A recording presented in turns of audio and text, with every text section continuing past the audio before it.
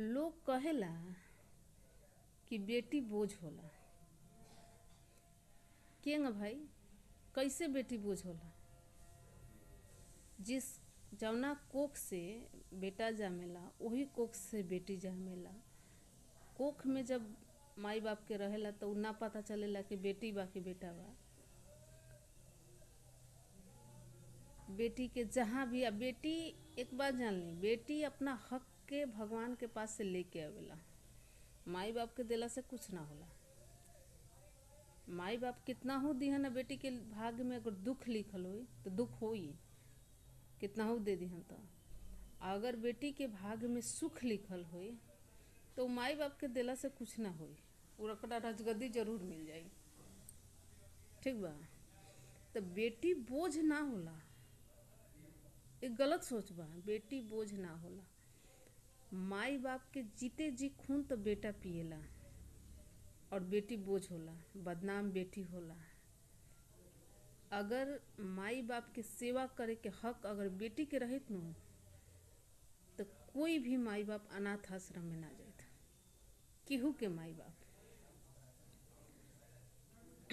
कैसे बेटी एगो जौन सेवा माई बाप के कदी न, वो बेटा पतो कभी ना करी। हम बेटा पतो बानी केहू के, काहे से जौन दर्द एगो माई बाप ला होला न, सास ससुर ला नहीं हो सकत होला। ये से पर बहुत लोग क्वेश्चन भी करी, बहुत भी लोग मतलब गलत कमेंट भी करी, हम जानते नहीं। माई बाप आँख जब धरती पर आदमी गिरेला न तो माई बाप के देखेला। ठीक बा?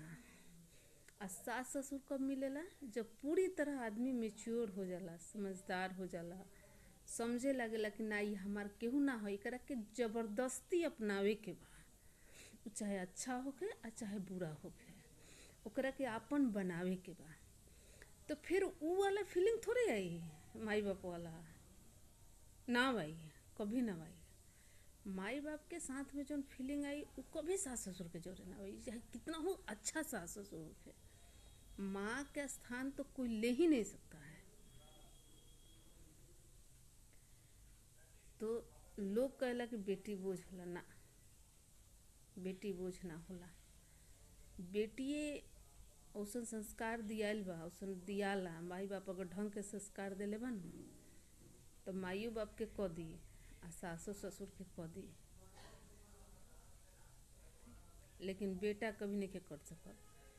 चाहे वो दामाद के रूप में होखे आ चाहे बेटा के रूप में होखे। जौन कदर एक बेटी अपने माई बाप के क दी, जौन कदर अपना सास ससुर के क दी, वो कभी एगो बेटा अपना बाप मातारी के चाहे सास ससुर के नहीं कर सकत। चाहे कितना हो अच्छा दामाद होके और चाहे कितना हो अच्छा बेटा होके। सरवन बेटा आज के डेट में केहू के लग नहीं खे, केहू के लग नहीं खे। आजकल रोड पर निकल के देखें, एक बुजुर्ग के सबके का दिक्कत बा, का तकलीफ बा, के समझे वाला बा? के समझे वाला बा? केहू नहीं के समझे वाला। बदनाम बा बेटी कि बेटी बोझ होला, बेटी हेंगा बा, बेटी होंगा बा। ना, बेटी हेंगा होंगा नहीं खे। अब बेटी कभी बोझ ना होला, ये गलत सोच बा। बेटी अपना हक के जब जन्म लेवेला नो तो भगवान के लगे से वो अपन हक लेके आवेला और वह हक से जाला। माई बाप के देला से बेटी के ना सुख होला और ना दुख होला।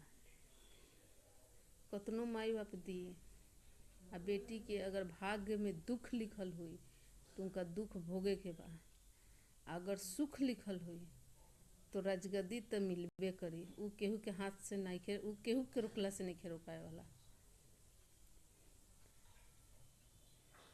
बहुत माई बाबा कि बेटी के अपना से बहुत ऊंच घर में जमीन जाता बेच के बियाह शादी कर देता कि हमारा बेटी जहाँ जाए तहाँ राज करे।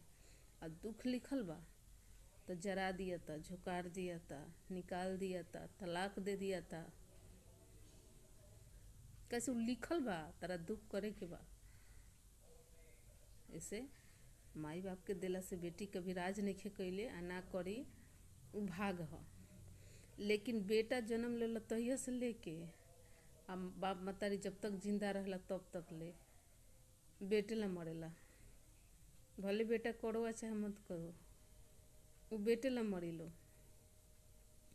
ई करवा है जो भी बोल तनी एकदम करवा बात बा, लेकिन बात एकदम सही बा।